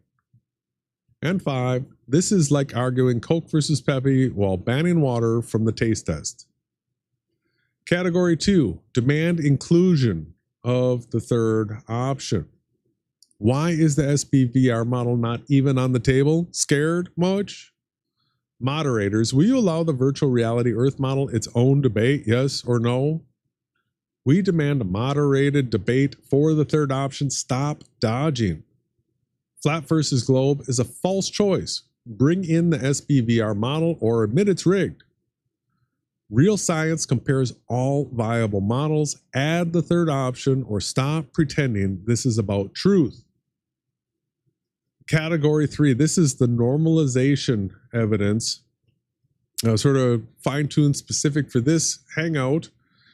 And so 11, Neil deGrasse Tyson and Oxford philosophers debate simulation theory. Why can't we? Scientific American covered this, but apparently your stage can't handle it. Hacker News poll with 14,000 votes was almost 50-50 on living in a simulation. If major universities, scientists, and tech leaders take this seriously, so should this debate. Reddit has thousands of people debating simulation theory, but here, silence. Now, these are normalization evidence with citations. So this is all going to be accessible to y'all if you want. This is copy-pastable stuff, ready to be dropped in chats and comment sections. Neil deGrasse Tyson hosted a full debate at AMNH on this. Scientific American covered this multiple times. Nick Bostrom, the New Yorker, the Guardian, any one of these things, a person, if you copy, paste it, and search it, you'll see that these are real references. Category 4, that's flipping the burden of proof.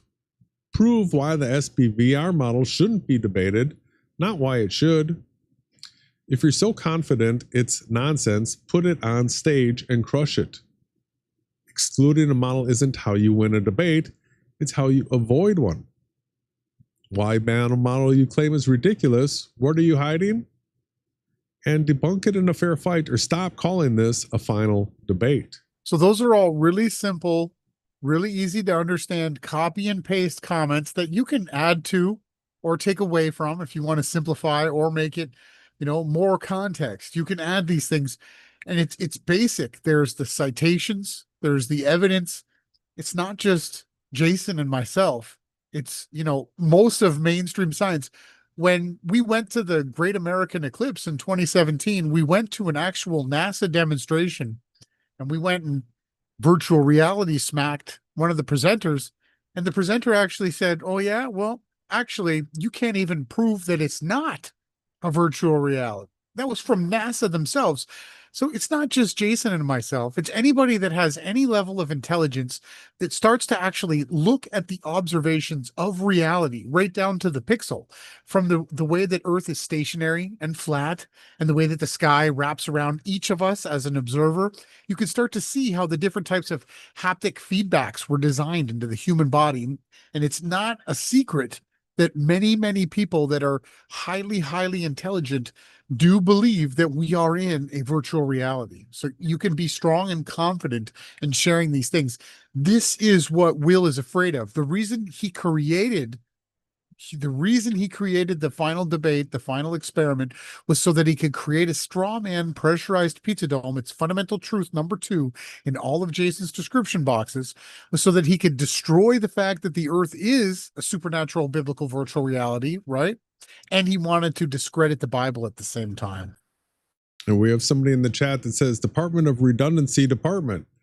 Well, I say ban, abolish redundancy. And category 5 is all about rally and repeat the message. So this means no matter what, you can just keep taking the same comment if you want and hit it over and over and over and over 1,000 times, 1,000,000 times. As long as you do it one more time than your opponent, you win. So we've got the rally and repeat messages. That is SBVR model now. Moderated debate now. We won't stop asking until the third option is on stage. Stop the false dichotomy. Add the virtual Earth model. The real debate starts when the third option is allowed. No SBVR, no legitimacy. All right, so we'll just keep repeating that as much as we have to. Last section of the evening is section 5. That is the call to action. So we encourage coordinated participation. Listeners should flood the chat, questions, social media during the event with a consistent message demanding a moderated VR debate. So that is every video that gets posted. You can go into the comments section. If you're there for a live or a premiere, you can do it in the chat. And there's always email. You can email them, take screenshots of it, share it with us. We'll document it for you over and over. So we promote hashtags and handles to track momentum that is provided in like this outline that's here. It's in the description box. If you've joined us on Telegram, the hashtags and all that are in the announcements that we send out. So if you want to be a part of a team, there is an organized effort, and you can have a harmonious message with us that is unified and will drown out the enemy. And so we're attempting to pull together a coordinated attack against them to shut down the rigged debate and demand a real one. So our victory is not winning in their game. It's forcing them to acknowledge ours. And the only way you can do that is you have to participate There's only one way you can say that you participated in the true nature of reality debate, and that is to actually have done something. You can't just be a sideline watcher, a lukewarm fence sitter that you've watched spiritual warfare take place. If you want to actually be a part of it, you have to do something. It's not just something that you think in your head. And you're going to have to actually write comments. You're going to have to be a part of fighting for the truth, right?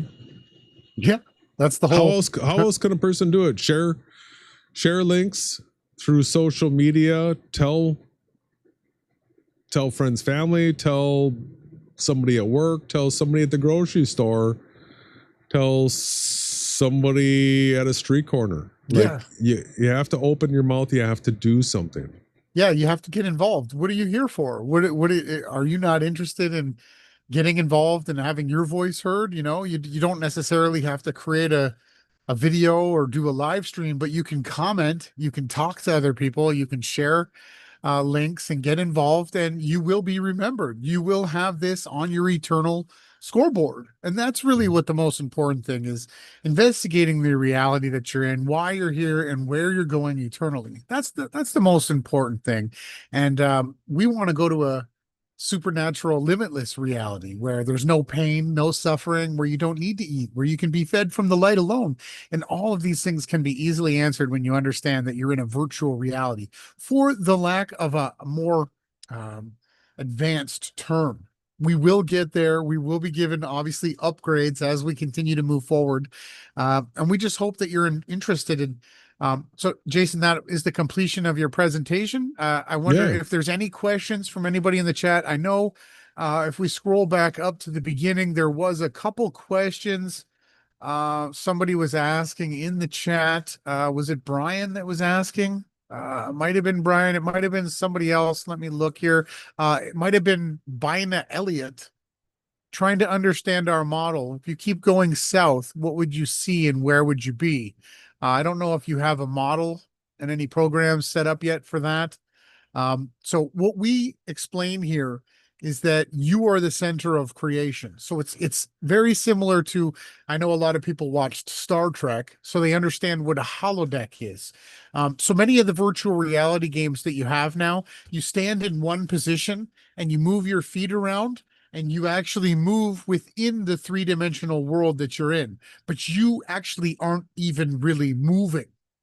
And this is the way that we understand that the virtual reality was created. So there is no border that you can jump across. There's no Pac-Manning.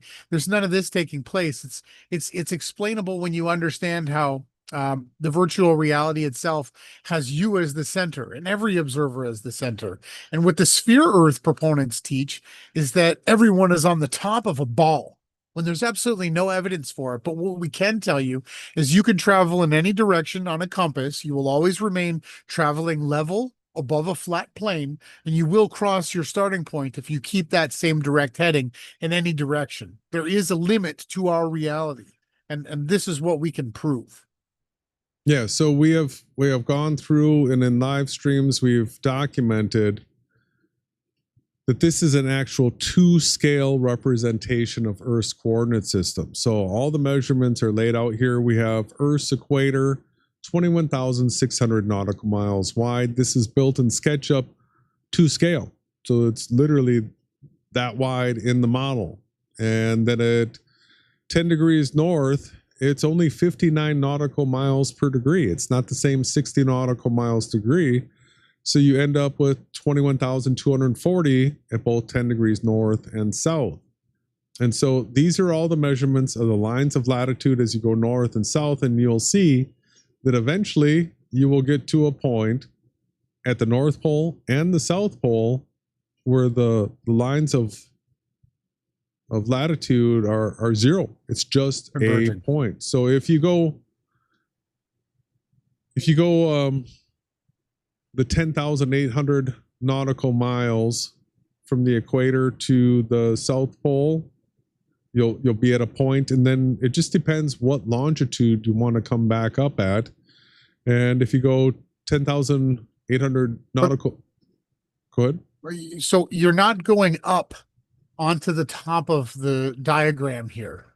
We're showing you the code, right, for the boundaries. Okay, but you remain in the center, fixed, right? You are fixed in the center, and the reality wraps and moves around you, keeping it always perfectly centered on you, keeping everything aligned and perfectly, what's the correct term? Distortionless.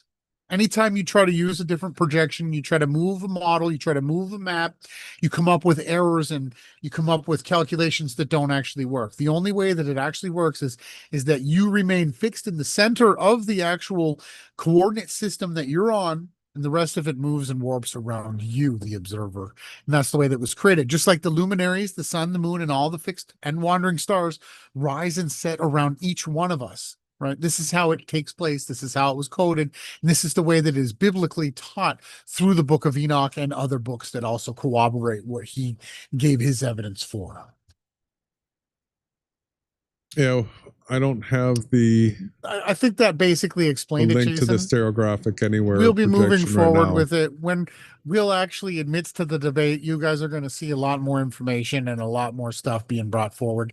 We'll bring out all the tools. Yeah, Zworst asked, the goal here is from the chat to get Will to join Will's false dichotomy and call him out. Now, I wanted to add something here. The characters that want to join, we are not asking you to debate our model with him unless you feel confident that you want to, but I generally think he's going to basically hand wave dismiss you, and he's going to try to get you in some gotchas. The only thing that we're asking is that you join and that you expose that he created a false dichotomy and he excluded this version of reality, the stereographic biblical virtual one.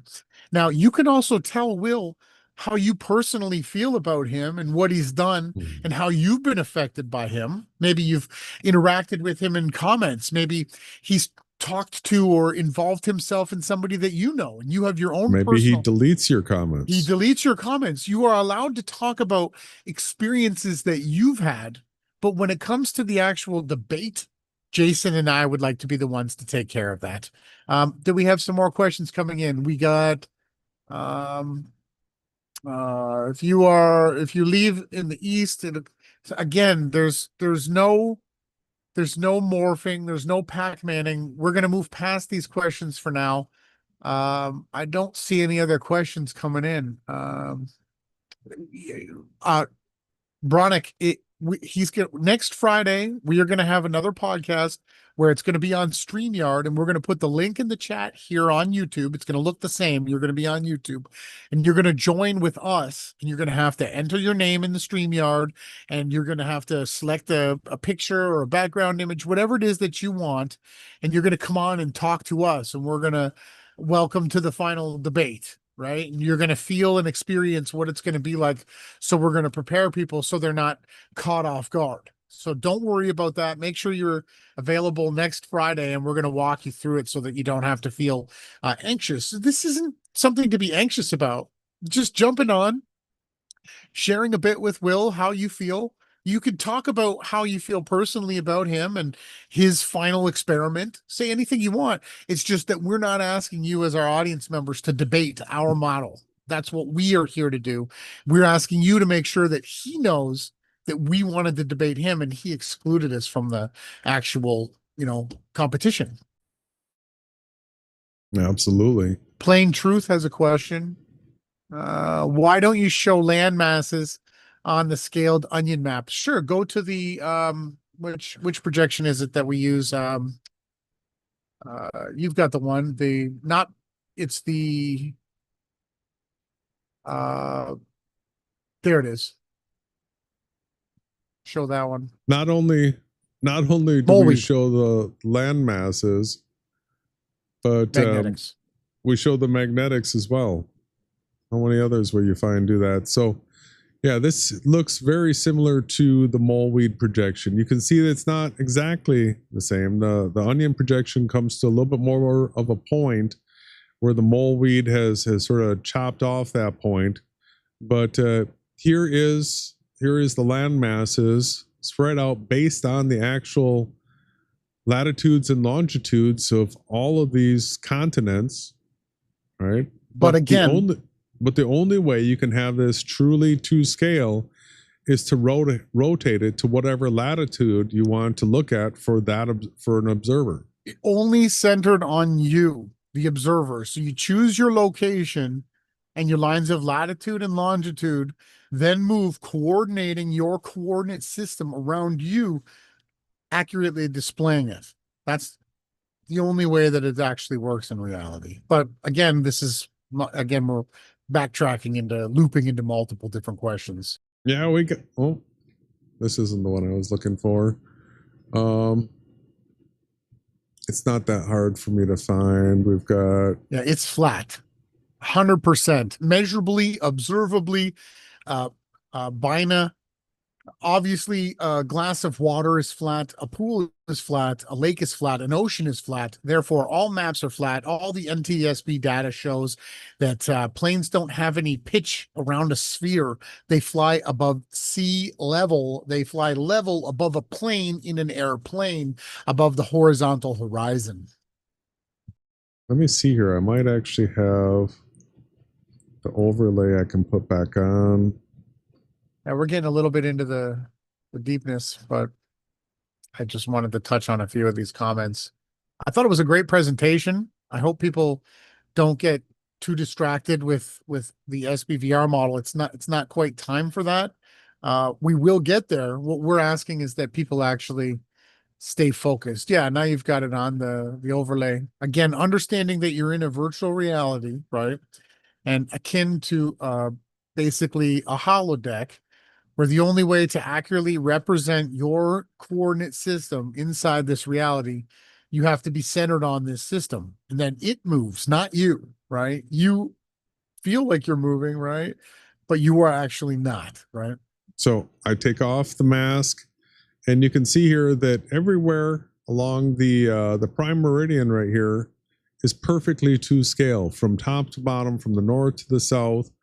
But as you go farther to the west or to the east, you can see that scale of everything is becoming distorted, unless if you were to rotate it to the longitude that you're at. Yeah, so here's 90 degrees. I don't like the and now language. Also, this is absolutely to scale from top to bottom. If I put this overlay on right here, everything inside this overlay is truly to scale, but the things outside of it aren't to scale. So if I were to rotate again, bad language, to look at, we're moving throughout the realm. It's not rotating. Nothing is spinning. Nothing is rotating. Please continue. Yeah, I'm rotating the coordinate system. You have to have the coordinate system. You're moving through the coordinate system, north and south, east and west. You're not rotating. There's no spheres. This isn't a spherical model. I want to make sure that people understand that we are showing you how to accurately navigate throughout the system, the coordinate system. And this isn't something just specific to us. This is true for every person, including all globers. They can't use this whole thing at once and say that everything is to scale. That's right. They can't. And they can't use a sphere either. It doesn't show you how it would actually be to scale accurately. They can't. So that's the reason why there is no going across the edge like Ron's pointing at, is because it's always tracking to you, the observer. Yeah, right? There's nothing looping here. Okay. In fact, if you start going north, things have to be drawn. If you get to Hawaii, the only way you can draw the coordinate system accurately is to center it to Hawaii. That's correct. Right? If you want to draw Mexico correctly, the only way you can do it is to center it to Mexico. Yep. And so the next question was asked was, can you have a pressurized system inside of a container? And the answer would be no. It would be all the equal pressure. How many, Brian, I ask you, if you believe that you live in a pressurized pizza dome, how many valve stems are there on a tire? Yeah. Do you check the air pressure at the top of your tire, at the middle of your tire, and at the base of your tire, and get different how many different air pressures? How many pressures, how many sensors are there on a propane tank? So every single contained pressure system will only have one constant pressure. You don't have a gradient. You only have that much pressure that's within it. Now you can let some of the pressure out of a container and your pressure within the container will reduce equally in the entire area, right? Can't have a gradient. That doesn't work that way. Nor does gravity prove that a gradient would exist. The only way you can have an actual gradient system like the one that we have is in a coded virtual reality. Are we getting any more? Yeah, we're not getting too many more questions. Now remember, at 250,000 feet in elevation, there is zero air pressure. The reason why people have to take air with them to climb Mount Everest is there's not enough air for humans to live up there without supplemental air. The air pressure is too low. It's the reason why they pressurize airplanes. And the whole difference between a storm, a clear day, and a big storm has to do with pressure. That's right. We have hurricanes coming and they talk about millibars of pressure. Now, how could you have that inside a container? There would be no storms. There would be no wind. There would be none of that if we were in a container. Doesn't work. I'm sorry, guys. You don't live in a snow globe. Don't be fooled by the hype. It doesn't work against the vacuum of space either. Yeah. So the only way it works is if it's a gradient inside a virtual reality. Yeah. Waters above come from clouds. Waters below are the oceans, lakes, and seas. Right. But this is for another time. Thank you very much for this presentation, Jason. Can we just do a quick wrap up? I'd like to just go through quickly. Why don't you tell people what's coming up and where people should tune in to get our content? Yeah, on Sunday there'll be a Rise and Grind. I'll go through the weekly news. We'll have 9 new songs that we break out, some memes. You don't want to miss it. That's a good time. Some spiritual uplifting stuff. We do gardening. We do like personal work on ourselves, healing, and trying to just become better people. This is an eternal thing. We just work on it once a week on Sundays. You can tune into that. But this week, we just wanted to let you know that next week we're going to have another preparation stream, because it'll be Saturday next weekend is the final debate, and we're going to be live Friday night again, and you can join us. We're going to use StreamYards and you can join, and we're going to pretend that we're running the debate, and we're going to ask you, so what have you come here to tell me? I'm Will Duffy, and you're going to practice, and we're looking forward to that, and we'll have more information. We're going to prep you further, but tonight the important thing was that we have more copy and paste. We have more arsenal in our attack. If we go back to your presentation, Jason, what I want to make sure that people get back, I want to reiterate, I want to circle back, I want to bring back into your consciousness that their attempt is going to be to say that you are promoting a simulation. We want people to know that that too is a straw man fallacy. So Will created a false dichotomy fallacy with 2 incorrect choices, and he created a straw man, which is the pressurized pizza dome AE map and model Earth with a single pole and the sun and the moon and the stars doing this. With, in reality, there's 2 poles in the sky. So you have to have a 2-pole system, and he knows that. So he created a debate where there was only the globe model, which has 2 poles, and a flat Earth model that has only 1 pole, so that he could destroy this one, even though there's no evidence for this one, right? Circumstantial. He has some things that he can point to, but a lot of observable, measurable things destroy his model. So what we have is a stereographic biblical virtual reality. Jason showed the normalization of it tonight, that it is very normal. It is in the vernacular. People do know it. Some of the most intelligent, scholastic, some of the most academic people that have ever lived in this modern day, with at the touch of their hands, the most resourced, information-based reality that we've ever had, all do believe and allow into the debate the idea of a virtual reality, which they've created a straw man term, simulation, meaning nothing is real. But they then stolen concept fallacied it by saying that we live in a simulation while using virtual reality things like VR glasses in the Matrix, where you're inside. Saying it's a base reality and stuff like that. So what we want you to know is that you've got, why are they hiding the virtual reality? It's because it actually has more evidence and can be shown to be where we exist, and that we actually have more people on our side than believe in the Big Bang heliocentric Earth cosmology that Will Duffy is trying to win over for the Vatican. It's a Roman Catholic ideology, The universe was created by the Vatican. Who do you think runs the world? Do you think it's the you-know-whats? Or do you think it's the other J's, the ones that call themselves Jesuits, who invented the Big Bang heliocentric cosmology so that you live in a YOLO, you only live once, sin, there's no creator, because that's what they need. You have to believe Earth is a sphere spinning through endless emptiness that was created from nothing, right? To believe that there's no creator. Or you have the actual true SBVR model, which was created by a creator for a purpose, and it is eternal, right? And so tonight, Jason made sure that everybody understands that the SBVR, right, is an actual normal topic. And we've given you, what was it, 60 different copy and paste points that you can use as an arrow, as a sword, as a bullet. It's up to you to get involved in Will's videos, in the chats, in anything that he does or has done. And what we want you to do is comment it, take a screenshot after you post it, and then open that video incognito and see if he's censored you or deleted it, so that we can continue to add this censorship to the abundance of censorship that's already been caused. Jason's shown that Will Duffy was informed before our conversation with him that there was another model, and he was pointed out to him that his entire premise of starting the final experiment was to actually deal with us.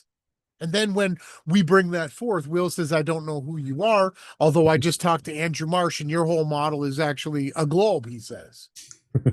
So tonight we've given you these strong 60 points that are going to be in a pinned comment below. Jason's also shown you with citations all of these different references to other people who agree that Earth is a virtual reality. And again, they use the word simulation for the lack of more knowledge, which we're here for. We're trying to help that. Unfortunately, we're the most censored content creators in reality. And I ask you on the other side of the screen, why is that? Scroll down, please. And lastly, the most important thing is that you're prepared to join next Saturday's debate, the false rigged false dichotomy, where Will has set up. Jason, one more thing before we wrap this up. If you can go to your channel, we were the first. So we heard about it. We were tuned in because we continued to try to get Red's Rhetoric into a debate with us again, but he's scared to debate us again. It hurt him so bad, even though he went around saying he won. Him and Double D Hufford, who's gone from the debate. We don't know where Sean is. We were the first ones, and we've been the strongest ones. And as far as I've checked, other than Karen B, we're the only ones who have continued to stay strong and fight back against this disinformation, this malinformation, and this anti-Christian, anti-biblical attack that Will Duffy's been putting out. We're the only ones. And here we go. We can show you that the very first time we talked about it, we called it the false dichotomy. It has to be on a... Why do you think we knew right away? Go show me the date, please. I want everybody to see this. May 5th. May 5th. This was before we even knew anything about it.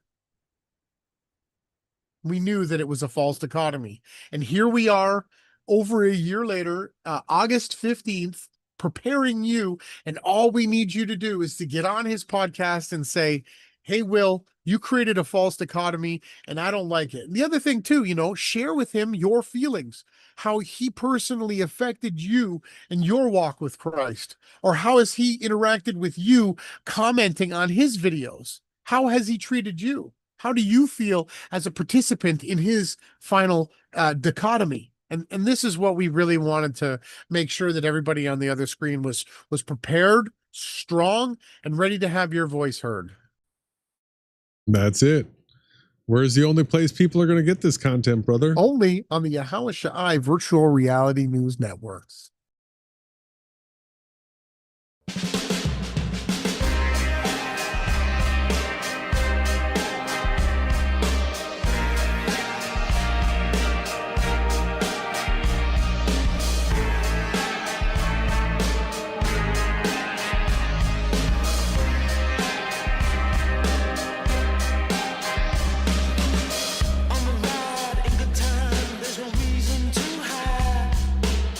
Revelation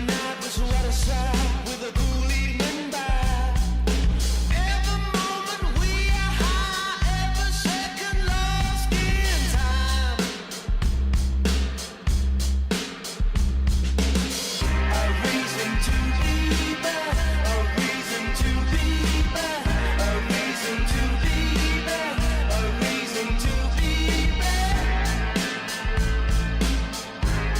or something like that.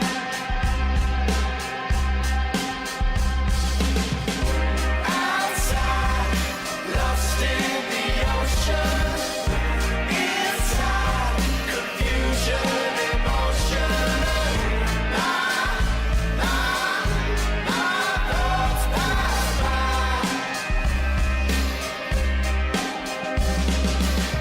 Take a dive into your mind, nothing I cannot find. Watch your